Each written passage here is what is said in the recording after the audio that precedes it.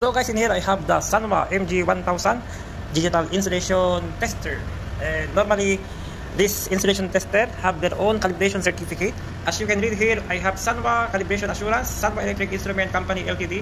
hereby declares that this product was calibrated and tested in accordance with Sanwa calibration procedure during the manufacturing process, conformable to the ISO 9001-2000 Quality System Requirement Quality Management System. This instrument used to calibrate this product are traceable based on Sanwa traceability to the national standard through the public institution. Approved certificate of inspection, we certify that this product passed the QC inspection. Sanwa Electric Instrument Company Ltd. Depa Building, 4th floor, Sutok, Tanda, 2, Com, Shichuda-ku, Tokyo 101, Japan. Based on this calibration assurance, it is stated that it is in conform with ISO 9001-2000 Quality System Requirements, Quality Management Systems. So in Philippines, we have the AKIC, known as the Applied Calibration and Instrumentation System Incorporated, headed by our technical sales managers, Mr. Gerard Cruz, with email addresses and telephone number: akaicSales2006@gmail.com, facebook.com/akaicSales, located at Unit 201 IC Building number 7, Bagong Anyo Street, Barangay Santa Lucia, Pasig City, with telephone number 922-816-4663. And our representative for Deputy Technical Manager is known as Mr. Leo Bautista. You can contact him also at 921-780-1183, 1883. In Philippines, we offered a training on calibration with regard to our electrical instruments which are used in industry such as in shipping company, maritime industry, aviation, manufacturing, pharmaceuticals company. So I just recommend for you aspiring ETO and ETR, please attend on our training on calibration, so you will be get. So in here it has name MG series, maximum test voltage range. Thank you for purchasing Sanwa product MG series. Before use, please note that for the safety reason, to use the maximum voltage range, 0 ohm adjustment button must be pressed while setting the rotary function switch to the position of the maximum voltage range. With the rotary switch set to the maximum voltage range without pressing the button, error is displayed. So before you use any instrument, you must need to get familiarized with the operational or operating procedure. So here I have the selector range, the lock, the light, the zero adjust. And from here you will find there is 40.00 ohms for fuse check. There is 4,000 ohms for the continuity check. I have the off, I have the stop and start. There is volts maximum range for you to rotate this one to measure the voltage. You have 250, 500 up to 1000 volts used for insulation test. There is alarm less than 30 volts, more than 30 volts. There is rating voltage. So for you to get accurate reading, 250 volts are used for the equipment with operating voltage of 500 volts.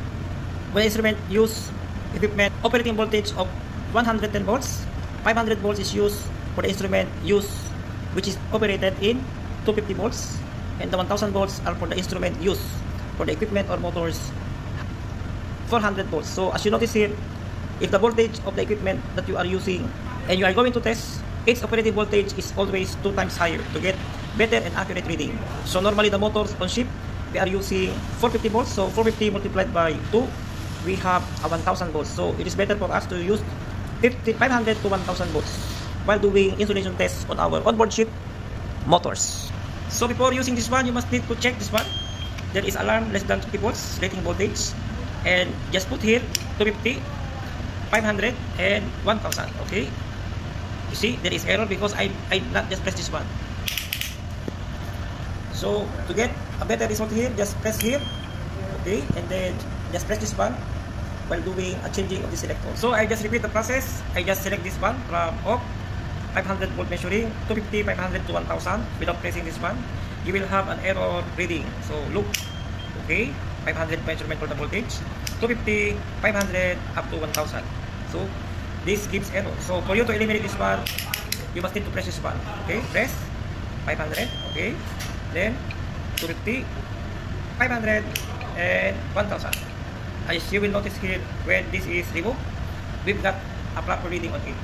So before using any insulation tester, you must need to short the probe and then press the test. Okay, so normally you must need to short the probe and press this lock, press 2 seconds. If you press this one, you can inject the signal voltage. You see it becomes 0 rating voltage, so it gives a false signal which is 1000 volts, it's okay. Then press this again, and then to stop the giving of the signal above 1000 volts, just lower, put on the 500 volts, press again. You will see once you press this one, see it inject a voltage here, a pulse signal. It has 0.00 mega ohms because I just shorted the two test lead here. See, then one press, you can stop again the 500 volts DC. So you lower it by 250, same procedure, just press. You see, with this inside, we can have a voltage with rating voltage of 250 volts. So now it is ready. I'm going down and check all the motors we have here on board sheet. Start. So we are here. So here I have Sanwa MG1000/MG500 installation resistance tester instruction manual. Safety precaution before use. Throw the following safety precautions. Thank you for purchasing the Sanwa MG1000/MG500 digital installation resistance tester. Before use, please read the manual thoroughly to ensure correct safe use. Keep this instruction manual together with the product. Be sure to read the information under warning that is intended to prevent person injury such as burn, electric shock, and other serious accident. Explanation of warning symbol. The meaning of the symbol used in this manual and attached to the product is follow. Very important instruction for safe use. The warning messages are intended to prevent accident, to preventing personal as burn and electric shock. The caution messages are intended to prevent incorrect handling, measuring, which may damage the product. We have here the proper symbols, as you will find here. Ground, fuse, DC, double or enhanced installation, we have DC. Warning message for the safe use. The following instructions are intended to prevent personal injuries such as burn, electric shock as follow when using the tester. So, for you ETO, ETR aspirant, you must need to read this warning, okay? As you can see here, never use the tester on a high power or high voltage line. Voltage above 70 VDC or 33 volt root meter square AC, 46.7 volts peak are hazardous to the human body. Never touch them. So, disconnect circuit power before testing the insulation resistance. Use caution with the high voltage output when performing insulation resistance measurement to avoid electric shock. Prevent shock. Always discharge capacitive circuit after insulation resistance measurement. Never input signal exceeding the maximum rated input voltage value. Equipment. Motors that generate induced surge voltage since it must exceed the maximum allowable overload input. So here emphasizes that never input signal exceeding the maximum rated input value. Equipment. Example, motor that generate induced surge voltage since it may exceed the maximum allowable overload input. So on board sheet, we are using 450 volts motors. So we must put and use only this 500 volts. Okay, never exceed to 450. But in some cases, they recommend to use at least 2 times. So 450 times 2 is 890. So we can use 1000. But for safety reason, better use 500 volts only. Okay. Number 8, never use tester if tester obtains lead are damaged or broken. Never use tester with a rear case of battery is removed. When using the test lead, keep your finger behind the finger guards. During measure, do not change the function or range, nor replace the plugs. It is not advisable for you while doing a testing to rotate this one and change from 250, 500 to 1000. Just remain on 500 volts when you are using 500 volts to inject a rating voltage. And this test lead will generate 500 volts going to your motor connection to measure the insulation integrity of your motor. Never use tester when it is wet. Okay, be sure to use the fuse specified in the specification. When connecting the alligator clip, connect it to the grounding device or side of the object to be measured first. When disconnecting it, disconnect the test load from the line first and then disconnect the test lead from the grounding side of the measured object. Never attempt to repair modification except for battery and fuse replacement. Inspect the tester lead once a year. Tester for indoor use only. Never use the tester near equipment generate strong electromagnetic wave. Do not use the instrument in a place where corrosive or explosive gas is produced. Because this instrument, take note, it has 250, 500, and 1000. This generates 250 volts up to 1000 volts. And this test lead in between the test loop produces a spark when you measure or put it on the motor wiring connection for the UVW or RST connection. So it is emphasized also here, disconnect circuit power before testing insulation resistance. So it is very important for us to switch off the circuit breaker. Also emphasizes here, item 5, to prevent electric shock, always discharge capacitive circuit after insulation resistance measurement. Meaning, after you do insulation resistance reading, you must need to discharge the RST or UVW wire connection on your motor to the ground. So any charge which build up on your motor coil while doing an insulation test will be discharged at ground. So here I have the function, the measuring terminal output high voltage during insulation resistance measurement to prevent damaging the tester and parts including chips with low unknown withstanding voltage connected to the measured electrical path circuit. It is recommended to disconnect them from the electrical path before measurement. This case is especially important with the computer equipment. Okay, the rated measuring voltage used in insulation resistance measurement should be as close as possible to the operating voltage of the circuitry to measure. For example, when measuring electrical path 200 volt, it is recommended to use tester with rated measuring 250 volts. Okay, you must remember this one. So in chip, we have 450 volts operating voltage for all the motors, so we can use the 500 volts. Okay. While measuring insulation resistance, it will probably take time to get steady result value on display. In case this electrostatic capacitance is the measure circuit, so you must have at least 2 seconds before you take the reading. Okay, here 2 seconds. This instrument also have overload protection. The maximum rated input value and overload protection have been defined for the input terminal of each function as shown below. So we have function mega ohms, 5 volts, 4000 ohms, and 40 ohms. Mega ohm value, we have overload protection. Mega ohm range within 120% of the rated measuring voltage. Volts 600, 780 VRMS. 4000 ohms, 600 VRMS. 40 ohms views 0.5 to 600 volts. Measurement category, we have the over voltage measurement category 2, cut 2. Line on the primary side equipment with power cord to be connected. Receptacle. Overload measurement category 3. Line from the primary side branch equipment which directly takes electricity from distribution board to the receptacle. Over voltage measurement category 4. Line from the service conductor to the distribution board. So those are the category 2, 3, and 4. We have the application features here. This instrument, this insulation resistance tester used in measurement of insulation resistance of power line equipment within the range of 600 volts, category 3. Okay. Features, safety design compatible with IEC 61010-1. So in Philippines, we have this applied calibration and instrumentation system incorporated. As you will see here, this has a feature of IEC 6010-1, and this applied calibration system incorporated is ISO/IEC 17025 accredited. So this has their own IEC compliances. So being a calibration laboratory, you have also complied with this ISO IEC 17025 applied calibration system incorporated. Okay, so we have the name and function of the component. We have this one, and we have also on the other back. So from here you will find this, the measurement function. Okay, display range 40 ohms, measurement range 0.01 ohms to 40 ohms, accuracy plus or minus 3%, resolution, open circuit voltage, short circuit current, protection, fuse. We have the measuring procedure here. Okay, as you will find, these details is very important for us to understand, and this thing is be discussed to you by a calibration laboratory like the applied calibration and instrumentation system. This is having a deeper explanation about this measurement function of your insulation resistance meters or any kind of measuring instrument that you had on your electrical, electronic, or even on the mechanical part, which was used in manufacturing industry or in maritime industry. So I do recommend to please go and attend on our training on calibration, which was be given and offered by the applied calibration and instrumentation system incorporated. So in here I have the warning: be sure to conduct the startup inspection described in section 522 below.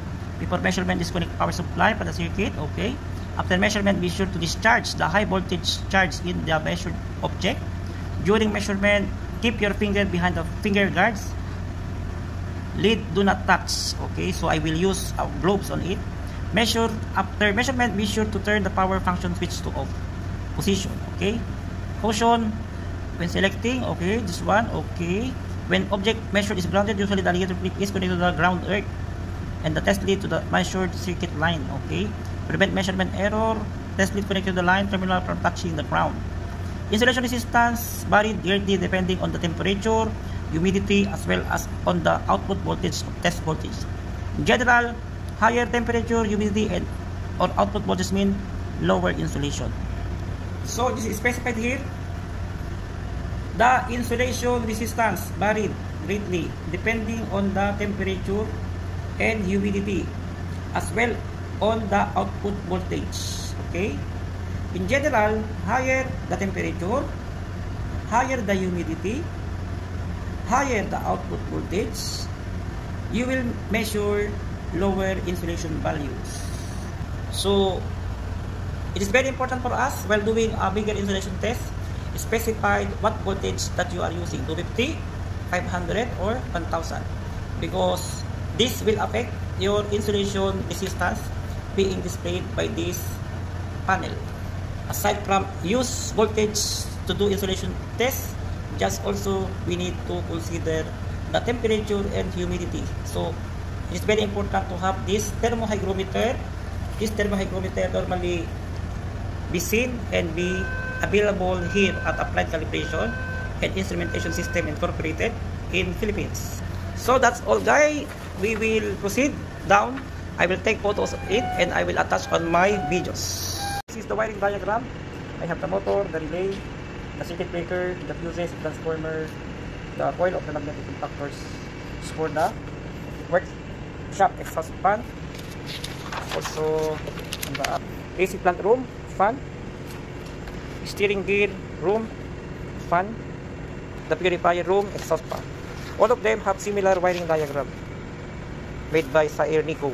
In here, I need this cable, and this cable is used to ground the wire terminal after doing a bigger test. I have also the insulation tester to do a measurement on the resistance insulation of my motor windings, and I have here also the voltmeter to verify and make sure that there is no voltage on your motor to be tested. And also here I have a wiring diagram from which, as you can see here, we are going to do our insulation testing on this part 246 on the relay, provided that the circuit breaker and the fuses are off. And this contactor relay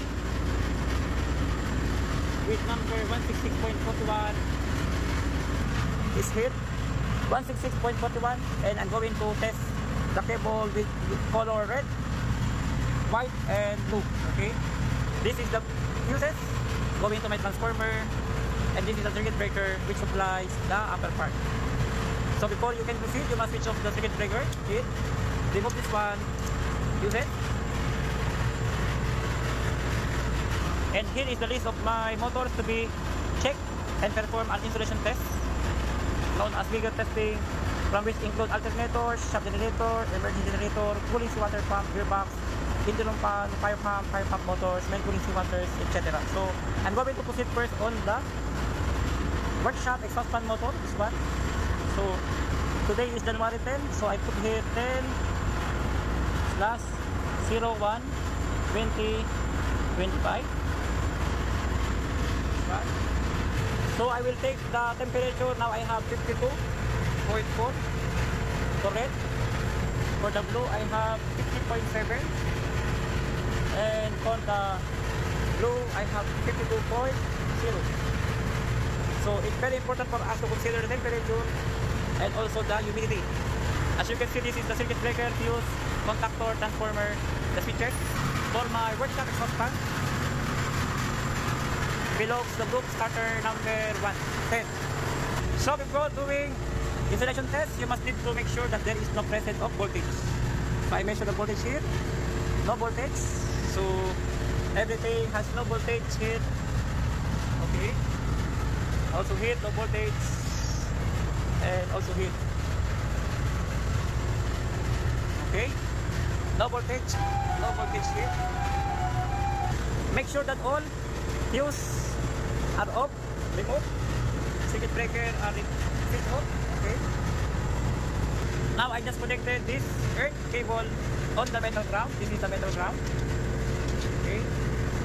So we need to verify how much voltage is working on our system. So we will measure the RS.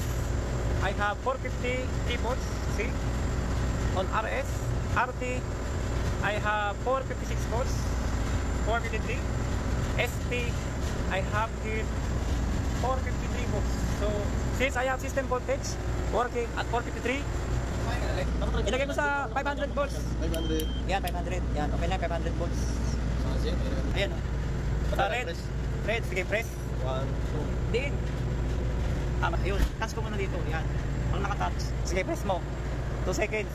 1, 2, 3. Okay. Ayan, dapat may reading. Ano? May reading siya, no? Kasi, grounded doon. Sige, press. 1, 2, 3. Open. Yan. ON. Sabihin, okay. Open line yan. Walang reading pala. Meron siya rito range. Mababa yung insulation 0.5, niya. 1, 5, 10, 50, 100, 500, 1,000, tapos 4,000 mega ohms. Yun ang i-register natin sa record. Isang press, yun. Ano? So, you must write here 52 degrees Celsius. Yun, ito yung assistant ko mga kaibigan. 52 degrees Celsius, 2 degrees Celsius, 52? oh, 52 52 degrees Celsius, slash 4,000 mega ohms. 4000 mega ohms. Yun. Simple lang ako. Yan yung average. So we are going to take the average reading. Press. Press by 2 seconds. Sige, press. Okay. Now we have here, meaning we have 500 volts. I will connect here. Okay. Open line, meaning okay. About 4,000 mega ohms more. Here. Open line. 4,000 mega ohms more. And here. Open line. 4,000 mega ohms more. Okay. We will take note 4,000 mega ohms. We are going to take AC plant from pan. AC plant from exhaust fan. Red. Okay. White. Okay. Blue. Okay.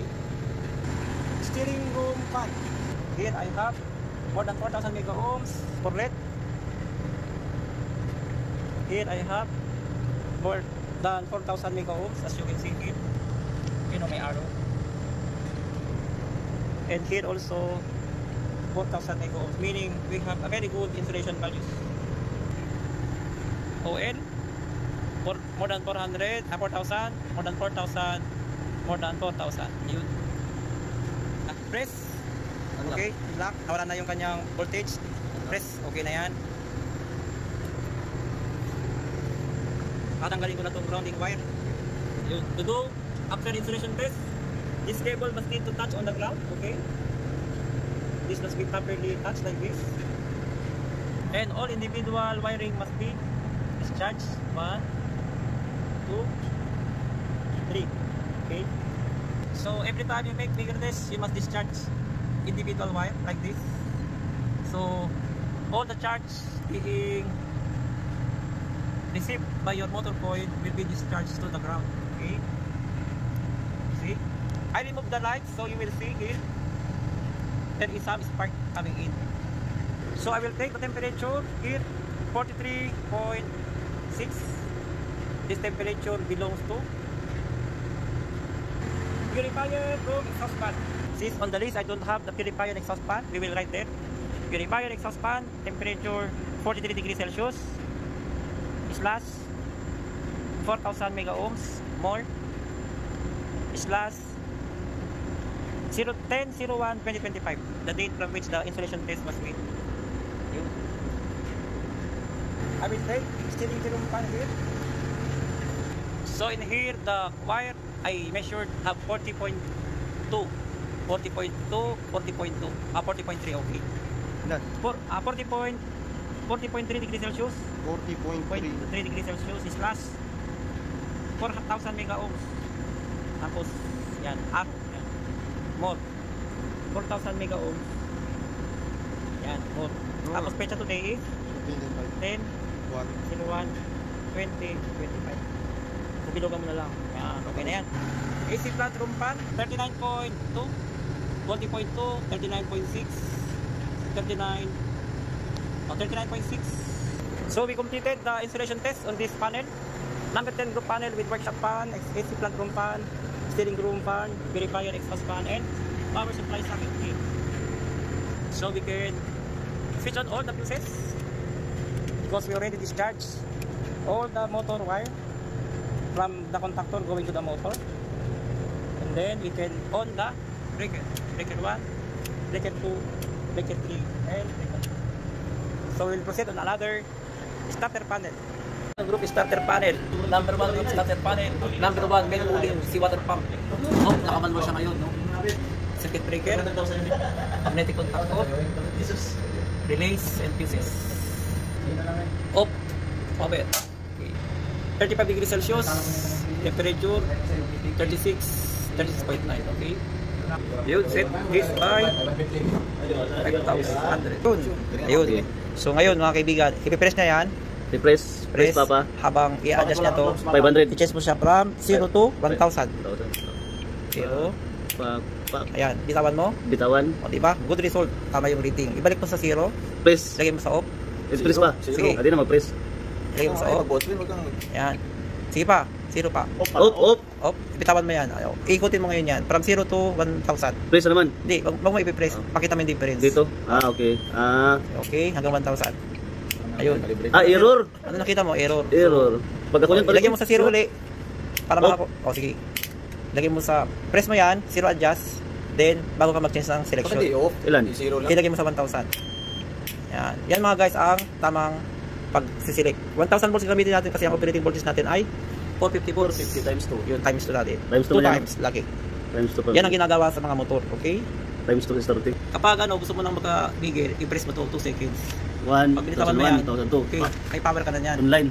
Ngayon, ito may kuryente ito mga kaibigan. Huwag nyo itong hahawakan. Nakaground ako doon. Tingnan nyo yung kuryente ipapasok ko doon sa motor. Mag-i-spark ka. Kita nyo mayroong umiilaw. Windows ka na Yan o. 1,000 volts. Ito yan, may kuryente. Yan o. Nag-reading Yan ang principle. Ngayon, kapag yung wire contactor mo, imagine mo, lumalapit na doon sa metal frame, mag-iiba yung reading dito.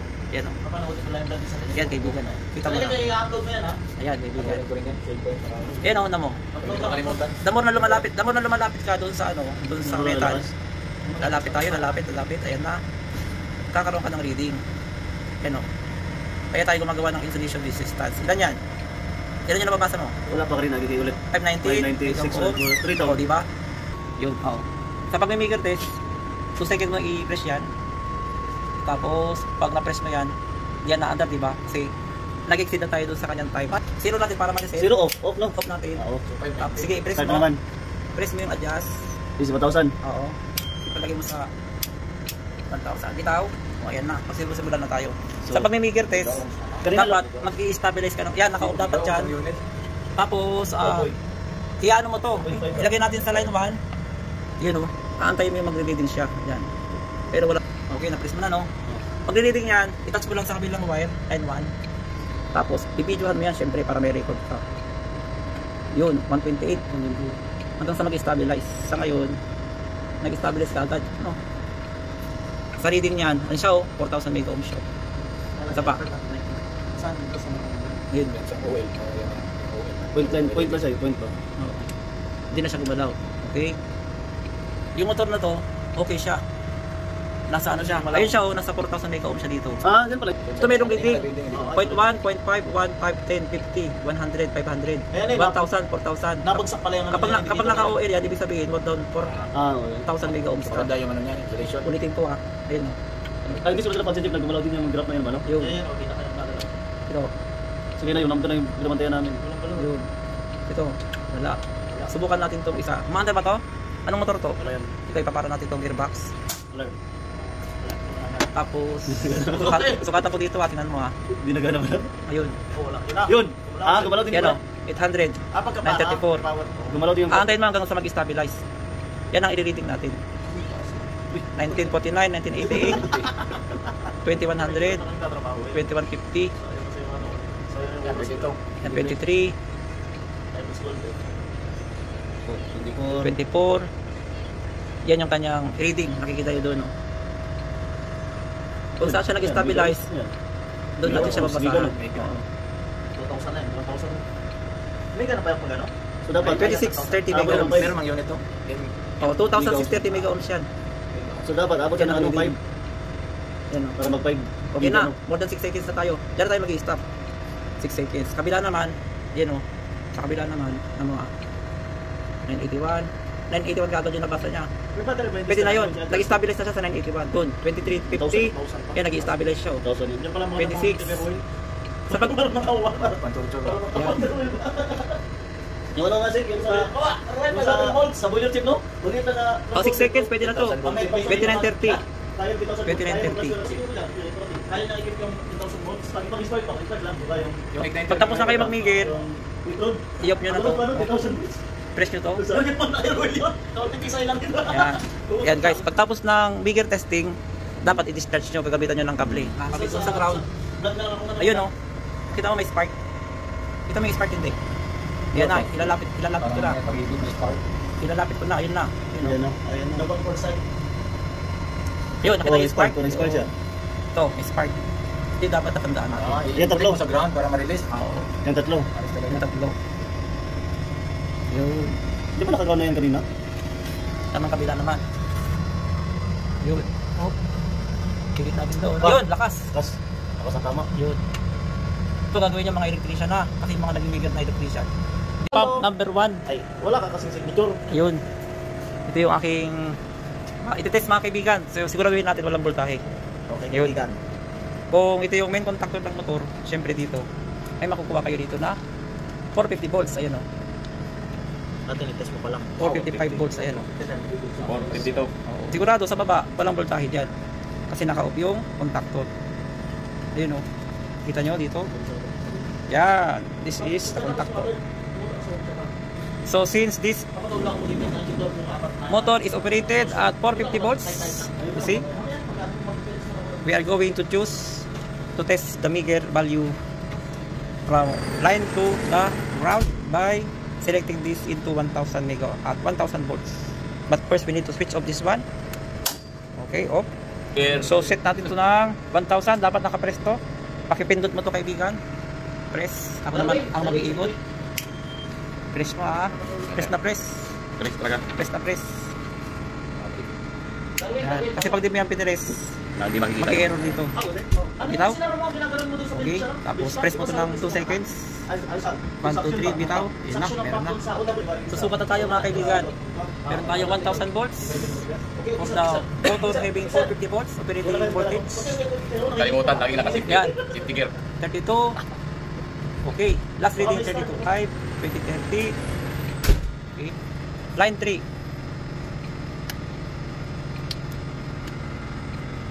Okay. More than 4,000 mega ohms tayo dito sa balas. Yan o. 4,000 mega ohms. Kasi dito reading niya o. 4,000 mega ohms more. Temperature, ayun. Ng ating balas pump number 1. Contactor wire to the motor. Mamaya ko din 19.0. final na lang ang pagpan. 19. Lamig to ah. 17. Ay, malamig. Okay. This is the circuit breaker of our balas. Maliit yung motor sir. 800 amperes. See? It is switch off after making or doing a testing or bigger test.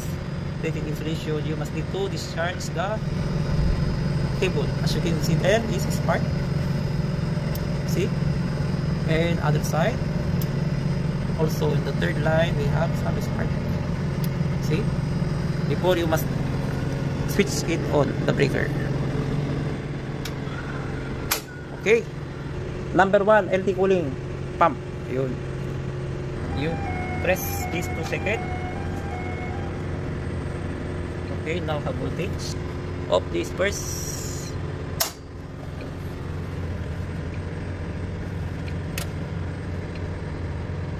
Okay, move. We will measure. Ready, camera action. Off. Picture. Sa yun, 743. 743 no, hindi ko nakuha na. Sa ilan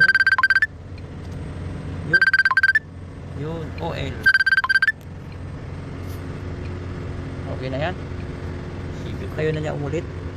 Normally when you take a meager test, you must count 6 seconds. 1, 2, 3, 4, 5, 6. This is okay. 220. Okay. Also here, inside I have. Okay. Remove the power or voltages. Okay. Temperature 14.2. Here 13.6. On other one on the middle 13.6. Okay. We have to discharge. We will look on this part. Line 1. See? Line 2. Okay. Line 3. See? As you would notice, the bigger the motor, the higher the charging voltage that you are able to store on your motor coil windings. Very important for us to discharge it first before you switch on this circuit breaker. Pump. Fire pump. Off the breaker. Check temperature 22, 24, 22.9. Okay. 23. Voltage measurement is good. Make sure there is no voltage on your system before making a bigger test. 0, 0. Okay, no problem. Set by press. Sige, set mo ng 1,000. 1,000. Now it has voltage. Then after this one, you must need to press this 2 seconds. 1, 2, it out. Okay. Spark like this with lows. Good. Line 1. 1, 2. Line ako natin. Line 2. 1. More than 4,000 megaohms. Line 1. 1, 2. Okay. Ulit. 1, 2, 3, 4, 5, 6. 1, 2, 3, 4, 5, 6. 1, 2, 3, 4, 5, 6. Okay. Press lock. Okay, wala. Discharge natin. Spark plugs. Yun. Spark plugs. Kalit lang. Spark plugs. Okay. Tuloy natin ang taas. On. Naman. Outboard. Fully water pump. Okay. Off natin mga kaibigan. Off. 26.6. 26.6. 27.7. Since I switch off, automatically there is no voltage on the secondary line of my magnetic contactor. This is properly set. Since this is working at 450, we use 1000 volts. Then press this one. 1, 2, 3. Okay, 2 seconds. So we are going to take the insulation values. I have it in 1, 2, 3. Okay, no problem. 1, 2, 3. Okay. 1, 2, 3. Okay, no problem. Means this motor more than 4,000 megaohms. 4,000 megaohms. We can remove the 1,000 volt supply by pressing this one. Now no more. We are going to discharge using this cable. Around, look at this part. Ayun na. Hit lang. Hit lang. Okay. Then switch on. Lube oil pump. So I switch off the breaker. I set this into 1000 volts. We must put energy on it by 1000 volts. And this now we are going to measure now the insulation value. We count by 6 seconds. Okay, look. 26, 24, 7130, 1785, 2340. We will wait until it will stabilize. 32. Okay. 3770. Another line on the middle. 561. Okay. Stabilize at 561. On the third one, 2030. Okay. We switch off this one. So power natin. Nalulobot din kasi yan eh. Madali malubot yan. Ayan na. Kasi frame. Bigyan siya ng kuryente. Yun. And here, line 1, I have this spike. You cannot see because little. Yun. Ito no. Also this one. Yun. This. The 1000 volts is the voltage from which we injected from here going to our motors. If you will see that there is a small insulation value here, that is the time for us to go and proceed on each individual motor. We open the junction box, look the junction box if there is battery inside. We will look also the winding coil condition of the motors, check the bearings, and do some corrective action to prevent any low insulation values on your motors. So now we are going to switch it on. Finish for here. We proceed on another motor. Number 2, fire pump. Switch off this breaker. Okay. We will measure now the okay. We proceed on line number 1. 3070. Oil. Stabilize already. Here. 4140. Stabilize. Here. Third one. OL. Meaning more than 4,000 megaohms. So you will understand that having higher value of megaohms is a good one. Lower value of megaohm is a bad one. On our 450 volt system, we have a values of 0.5, 0.4, 0.2 up to 0. 0.5 megaohm is the worst one. So you will see here 0.5, 0.4, 0.3, 0.2 is the worst insulation values. So we have this background connection to discharge each individual wiring. Then look, I will zoom my camera for you to see. Spark. Spark. Oh, spark. Okay. Ano sa'yo? On. 40 watt. we proceed on our engine room vent fan. Okay. So, line naman, I have the lead. Okay. See, 2940, 2730, 2680, 2680. Okay, 2680. Here, 2400, 2410, 2420. Okay, stable. 2420. And here, 2610, 2620 mega ohms. Stable 2620. Just remove the power. Charge this one by this cable. Okay, and here, okay, and here. Oh, fresh water. SP pump of the breaker. We will measure how much is the here 642, 2070. We will wait until it becomes stable. 41 something, no? So the second one, and we have the third one. Ayos. Okay naman. Yun. Yun, manok. Wala. Wala, isa lang. Here we go. We have now here balance number 2 pump of the breaker. Okay. When you do a meter test, use a high voltage globe for you to prevent getting from electrocution. Okay. I have here 1966, 2540. Now become stabilized. On other side, 12.5 stabilized. On another side, 1817, 2700 stabilized. Oh. Yun, we have here spark. Oh, sorry, stroke here. Okay, spark. And here spark. Okay, dito kami ngayon sa steering gear. Ayan o. Steering gear natin napakalinis. Meron tayong dalawang motor. Rolls Royce steering gear. Ayan o. Pump number 1. Yun, yung motor. Tapos pump number 2. May dalawang control panel mga kaibigan. Dito tayo ngayon mag-meter test. So, meter test. Halalin natin diagram. Ito yung motor, no? Then we have K1, K3. This is the K1 main contactor. And this is the K3. This is the K2. K3 for Y connection. And this is for the wiring diagram says this is the motor. At the start, this will activate. And this will activate to make a Y connection. And then after 3 seconds, this will be released. And this will be activated. So from Y to delta. We will measure the insulation value on this 246 and 246. Ayun, we are here at the steering gear room to do and make insulation tests with me, the port engineer. This is my port engineer. Okay, we will proceed. This is the K1. We are going to measure here. K2, we are going to measure here. Before we proceed, we need to switch off this one. Okay, now it's off. So our pump started. Because now, here, the number 1. Now we are doing meter test here. So here, number 2 is running. We make sure that there is no voltage. On top I have line 1 and 2. Okay. I have 0 volts. Because I switch off this breaker. Now we have 452. Okay. Here is the Y going to my motor. I have 0 volts. No problem. Okay, here also I have voltage. No voltage. Okay. 1, 2. 2 seconds. This one is over here. Over here. Okay. Okay. Line 1. 1, 2, 3, 4, 5, 6. Another 2. 1, 2, 3, 4, 5, 6. 4,000 mega ohm. Okay. 4,000 mega ohm. Other side, on the recon line. 4,000 mega ohm. 4,000 mega ohm. Then 4,000 mega ohm. So this motor is good. No problem. 4,000. Oh. Okay. Okay. One part. So now for the steering gear number 1, we are just ready to do a bigger test on it or insulation test. We can on this one. Okay. Then ready to 18.1, 19, 18, 27. 7. This is the first failure we have here. 17, 18, 19. So, 17, 18. First failure activated. 17.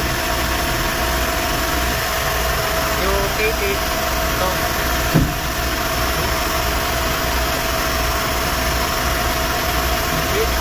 oh, next. Power 19. Oh, power 17. So, failure. Magkukulos ang contact na ito dalawa. Power failure at saka piece failure check. Good. Picture. Good. Guys, in here I just written and write all my meager insulation values, and then after this one I just put here on our meager test report. As you can see, we have the item number, we have the motors, we have the date and the meager values, and we are going to submit it on our ship superintendent every 3 months. So that's it, guys. Thank you. I hope that you've learned knowledge on making a meter installation test on your motors on board ship. So that is the reading. We have 268, 2980, 4000, 3240, 3100. So we have this record. Every 3 months must be taken. Thank you very much. So this is the result. I will take some photos on it. So we will have the photos for our meter test made today. We can have this one for recording. Also here I have values, and these values must be printed out and saved on our computer. So every quarter these values must be monitored and checked. If there is big discrepancy or differences, we will do some corrective job. Okay.